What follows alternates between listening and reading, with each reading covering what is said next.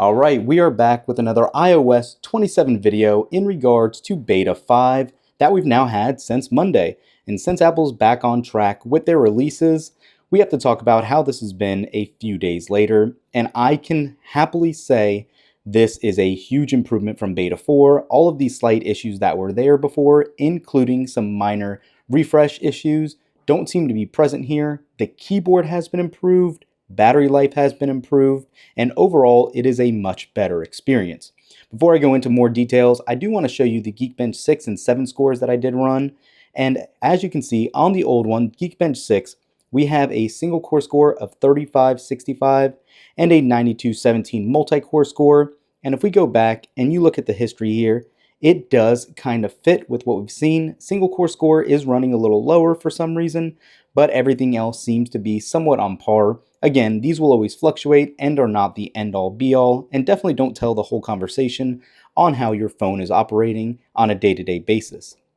And then on Geekbench 7, you can see we got a 3071 single core score and an 8382 multi-core score. And how that's compared recently is, well, a little lower. Again, not surprising since Geekbench 6 said the same thing. Our prior score was a 3182 single and an 8695 multi. So again, about a 300 point drop here. But again, this is just for you Geekbench or benchmark fans out there. Again, it doesn't tell the whole day-to-day process. Siri seems to be about the same as it was prior. I haven't seen any real improvements or issues. One thing I couldn't show you because everything was still loading, you can see here that you do have all of your options here still working, as well as you're changing your pace and those additional options as well. Let me close that out so we don't have to listen to that. The speed of Siri seems to be pretty good. Let's go ahead and test it again. When is the next solar eclipse that is visible in Florida?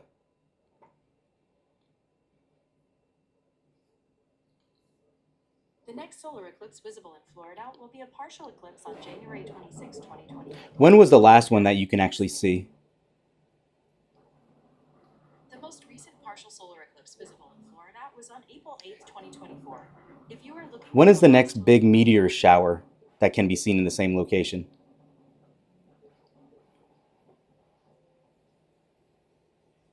The next big meteor shower visible in Florida will be the Orion. Can you go ahead and set a reminder for this for me?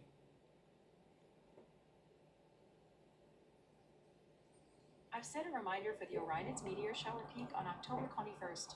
So you can see it actually worked very well, contextually aware as far as what I was saying. Nothing on the screen really, but everything else was working pretty good.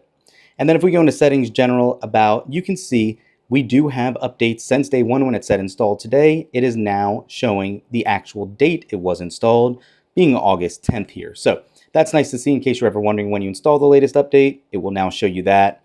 And then with the new modem firmware, I have seen less frequently dropped calls, so that was good to see as well. The one thing that really didn't change too much is iPhone storage. Unfortunately, again, as you can see here, iOS is still using 45.51. We didn't expect that to tweak, but system data here at 44 really hasn't dropped or went up significantly since Monday. Unfortunately, it's still using a whole load of data for cache logs and other resources, obviously, and it will change day to day. It just hasn't been a crazy change in 3 days that I was actually hoping to see. Now, keeping this video short and sweet, like I said, jumping around the OS and everything, let's just go into the Stocks app. You can see just how quick, again, everything is loading. If we want to, again, go ahead and go into the App Store. Let's go to Arcade. It is very smooth. It does not feel glitchy one bit, which is definitely good to see. watchOS as well has been much better on Beta 5, but we'll talk about in a future video, probably over this weekend. And then again, just jumping all around, it has been very fluid. So, since Apple kind of threw us off and skipped an extra week and we went 3 weeks without a beta, I think we're going to have one less beta than we initially thought, and we're going to get 7 or 8 betas total. And I do believe next Monday, the 17th, we will get another beta.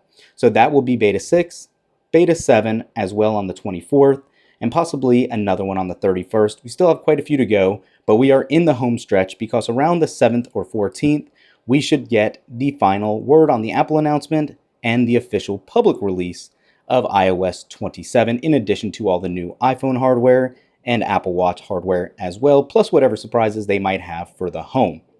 But that's going to be it for this one, guys. Let me know in the comments down below, what do you think? How is Beta 5 working for you, and what device are you using? Comment down below and let me know. We'll catch you in the next one.